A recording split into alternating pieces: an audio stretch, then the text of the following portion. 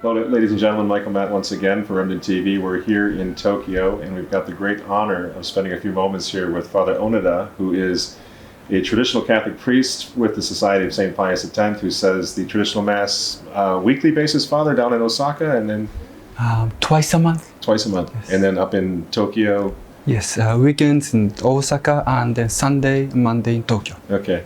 Tell me something, Father, about the traditional Latin Mass movement here in Japan. I know it's not large, but from what I've seen already, there's great enthusiasm amongst even many young families who are your parishioners. What are your hopes as far as the expansion of the traditional Catholic movement here? Well, by grace of God, with the help of all the martyrs' prayers in heaven, and with the help of Our Lady of Fatima and Our Lady of Akita, and with special grace, I hope that Japanese people discover, true traditional Catholic faith, because after World War II, there are big movement of conversion of Japanese adults to Catholic faith, but it stopped at the moment of Vatican II. And I think the Japanese souls are looking for something very serious, very holy, sacred, and traditional thing. And I think the Catholic traditional Mass can offer them really what they are looking for. So I hope the big discovery for them. And they have this wonderful example of the 250 years where Japanese Catholics did not have priests and did not have the Mass, and yet they held to the faith. So obviously, if the Japanese people can be challenged, and if they can be given the faith, they will hold on to it for a very long time. Yes. But by grace of God, by Our Lady of help. So I when I saw Mass this morning, I saw so many people at your Mass, I couldn't help but think of those Catholics who for 250 years survived. Do you feel sometimes like it's almost a similar situation as St. Francis Xavier, where you now have to try to start all over, in a sense, in Japan, trying to bring Christ to the Japanese people? Do you feel there's a similarity there? Well, I don't want to dare to compare with such a great saint, but since, with the travel Saint Francis Xavier made to come to Japan, also I make some travel from Manila to Japan. So this physical efforts, yes, I feel that I like to follow his steps, and also same faith, same gospel, same Mass. Same Mass, isn't that something? I think that's what Saint Francis Xavier wanted to bring to Japan. So I want to continue what he wanted. That's beautiful. Can you tell me something, Father? Maybe it's too personal, but on a personal note, what brought you personally to traditional Catholicism? Well, I have 3 points to tell. First of all, the parish priest who baptized me, I'm a convert. Okay. I was baptized in 16 years, at the age of 16, and I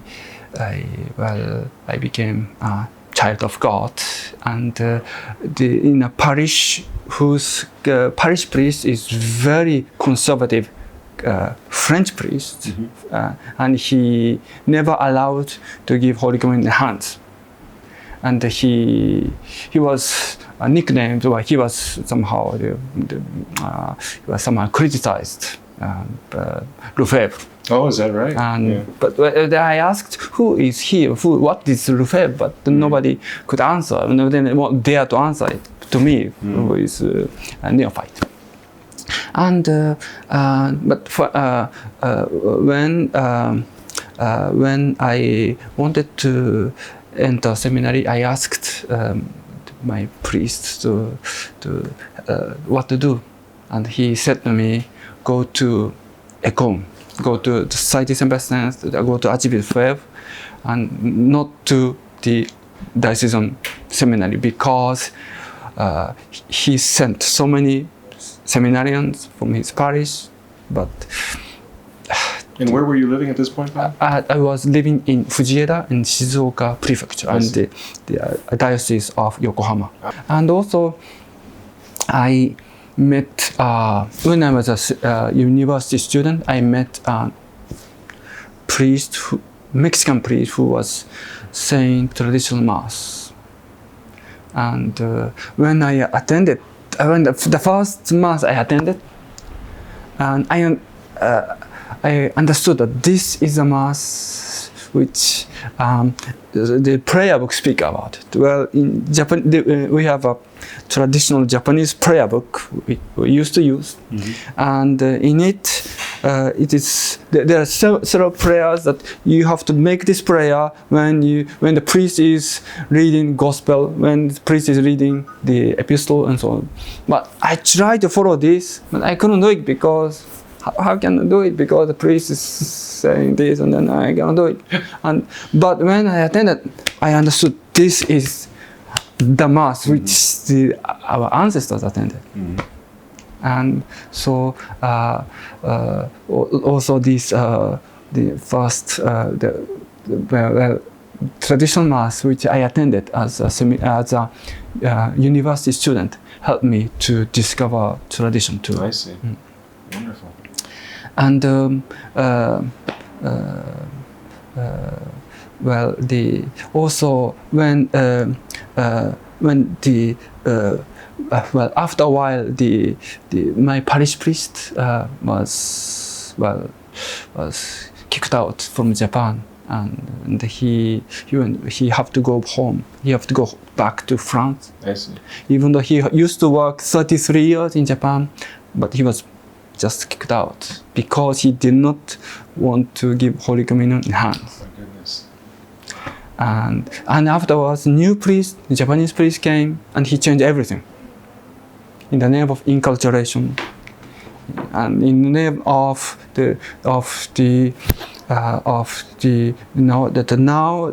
no more the authoritarian priest. Lay people, but now it's lay people who is more important. So lay people have to do something, and we are just we want to keep traditional way. But no, we are completely ignored, and we are crushed, and we are not allowed to receive Holy Communion if it's in the hands. Right. So I couldn't receive Holy Communion. It was new mass, and so I understood there is a fight between new movement and traditional movement. So all these elements somehow helped me to discover tradition. Wow. It was a long journey, wasn't it? It is. So can you say something? Because I couldn't help thinking today about the impact that Archbishop Marcel Lefebvre has had on this movement across the whole world, because, as you know, some people say the Society of St. Pius X is in schism and all this, but in a place like Tokyo, you really see there are no other options. I mean, the society, even you have to go once a month to Tokyo or whatever it is. There's not enough priests. So can you tell me something about what do you think history will say about Archbishop Marcel Lefebvre? What will history say about him? Well, when I met him for the first time, I entered seminary '87, and you met him. You met him. Yes, I met him. He gave me cassock and tonsured. Oh my goodness! And yes, and so I met him. I went to Econ for the holidays. I met him. Well, just talking, and he was very simple, ordinary bishop. And very humble bishop, and very simple. And I was really amazed. This bishop, so ordinary and extraordinary ordinary, somehow trembles Rome and the entire world. But yeah. This is really he is doing just the bishop must do, and show the great respect to Holy Eucharist, the Mass, and love to Our Lady, and but this and then when I was a fourth-year seminarian in the feast of Saint Marcel, January 16th.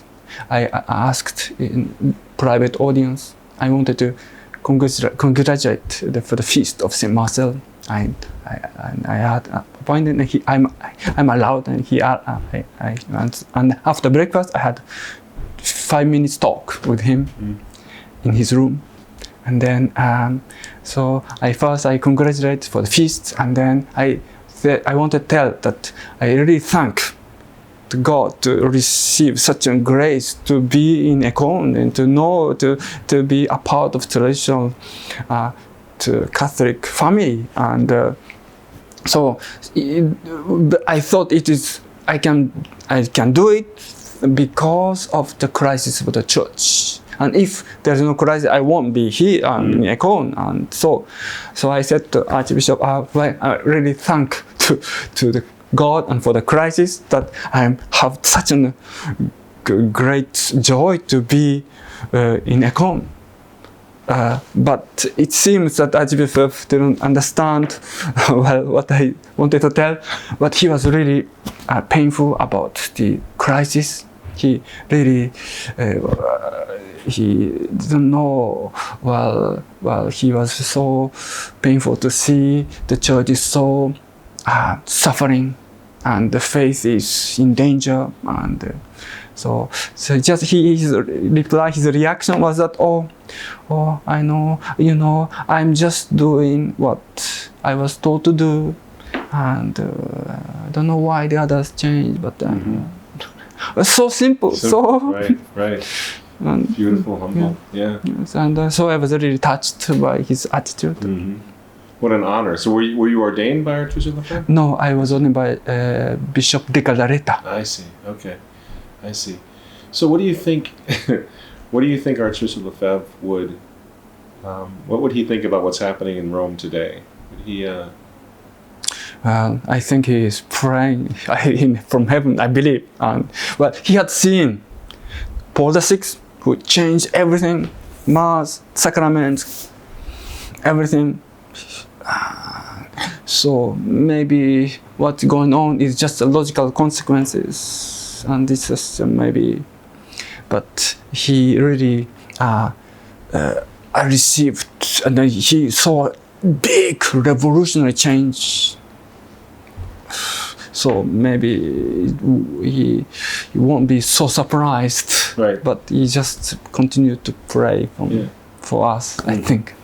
He really did seem, he saw what was coming, I think. Yeah, I think so. I like what you said about Archbishop Lefebvre was not a rebel. It broke his heart to do what he did, and to have to be in any way disassociated with Rome or against Rome.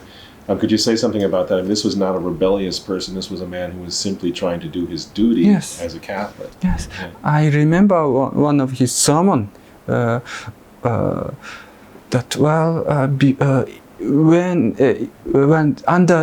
during the pontificate of Pius XII, if the people do what the whole world is doing right now, they will be considered as heretical or punished by Rome. And then he will be encouraged to continue such. This is what Rome wanted. Then the total change, and he just continued what he was taught and he used to do, and without any what the popes in the past taught us to do this. So we just follow and continue. Continue to do it. Without any spirit of rebellion or any just spirit of rather obedience and fidelity and submission, because it is not our church but the church of our Lord. That's it. How is your apostolate received by the local diocese here in Japan? Is it not too good? Or? Well, I try to see the Archbishop of Tokyo, but he declined to meet me. And however, Cardinal of Osaka, he well, he is open. I met him several times, and I think it depends of the bishop. And I noticed your congregation today has quite a lengthy prayer for Pope Francis. Yes. The best we can do at this point is just pray for him. Yes. Also, we make the prayer of the angel Fatima to ask reparations. That's right. Father, I know it's lunchtime, first of all, but I know that our viewership back home around the States, all around the world, is watching what you're doing here. And I think even though it's small, we have such hope. They have such hope that the traditional Catholicism does have a presence here in Japan, and that good and wonderful things could happen. I know they're going to be praying for you. We're going to ask that they pray for your apostolate. Thank you. What else can we do to help the traditional Catholic movement here in your apostolate in Japan? Well, by grace of God and with the special permission of our spiritual general, Father Parilani, who is very kind, who is so apostolic and so generous. We wish to establish a priory in Tokyo in order to help facilitate the people and all those who need, and that will really a wonderful achievement and a great help for many souls, not only in Japan but also the countries around.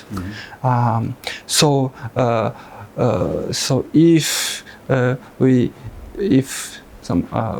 have some house, convenient house of church in Tokyo, that would be wonderful. And so I like to beg prayers that we will have this great gift from heaven to the presence of priests, which will facilitate enormous.